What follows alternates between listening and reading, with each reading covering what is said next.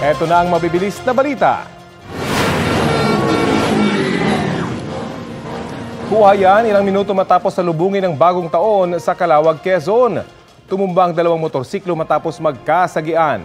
Inaangat pa ng isang rider ang kanyang motor pero bigla itong nagliyab. Tumagas na pala ang gasolina nito. Hindi na naisalba ang motor sa lakas ng apoy. Ligtas kahit nagtamo ng mga sugat ang ilang sangkot sa aksidente. Sa Quezon City, arestado naman ang isang security guard matapos umanong magpaputok ng baril sa loob ng isang warehouse nang salubungin ang bagong taon. Ayon sa pulisya, ipinatago na ng kumpanya ang naturang baril. Paliwanag ng lasing na sospek sa mga pulis, parang may bumulong daw sa kanya na kunin ang baril sa warehouse. Binabantayan pa kung may posibleng tinamaan ng ligaw na bala sa lugar. Kapuso, alamin ang maiinit na balita. Bisitahin at mag-subscribe sa GMA Integrated News sa YouTube. Sa mga kapuso abroad, samahan nyo kami sa GMA Pinoy TV at sa www.gmanews.tv.